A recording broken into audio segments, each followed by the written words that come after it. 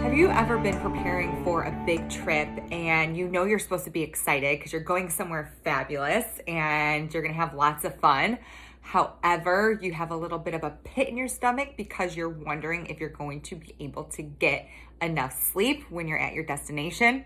Well, if so, you are in the right place.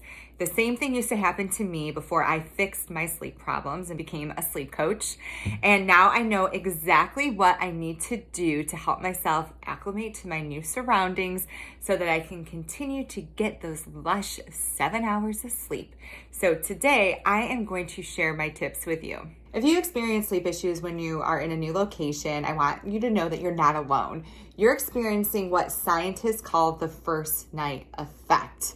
What's happening is because everything looks different, sounds different, smells different, feels different, your body and brain is on edge and you go into protective mode, and only half of your brain hemisphere shuts down when you're sleeping so that if there's danger, you can wake up quickly and protect yourself. So it's a normal biological response. So if it happens to you the first time you're at a hotel or someone's house or at a resort, just know that it's normal and it's going to pass. I think the key here is to not start to develop anxiety that you're going to have sleep issues for the rest of your trip.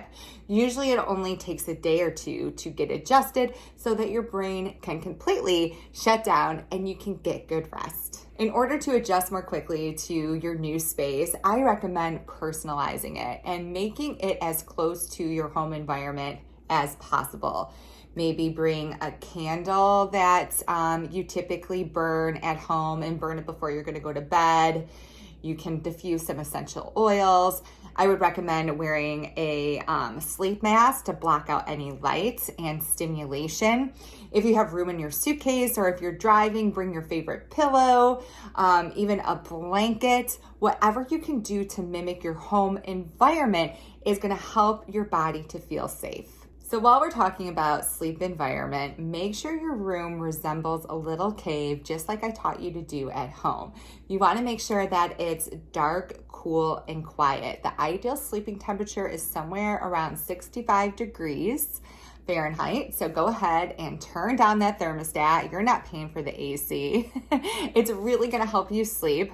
Also, I would recommend bringing some earplugs to block out any external noises.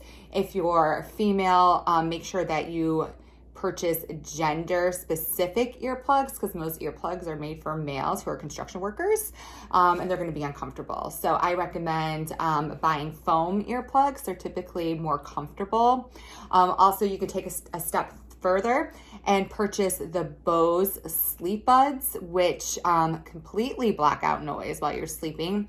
And you can also program them to play sleep sounds and a meditation while you sleep. And they're super comfortable because they're made of silicone. So let's take it a step further when it comes to noise. If you're staying at a hotel or a resort, I would request that your room is located in a quiet area of the facility. You want to avoid being by the restaurant or the front desk or even the first floor because those areas are usually high traffic. Also make sure that you're not situated by the vending machine or ice maker or elevator. My next tip is to actually get some rest while you're on vacation. I know it can be tempting to pack your agenda with sightseeing, hotspots, restaurants, but make sure you add in some time to rest. That way you're not getting into a state of overtiredness, because if your body becomes overtired, your body's going to start producing cortisol, the stress hormone, the alert hormone, to keep you awake. And then that is counterproductive for sleep. So go ahead, book that spa treatment, a manicure, get a good book, and sit by the pool or the beach. Now, I don't want you sitting on your bum your entire vacation. Make sure you continue to exercise. Exercise is so important when it comes to sleep because what it does is it helps your body to clear cortisol.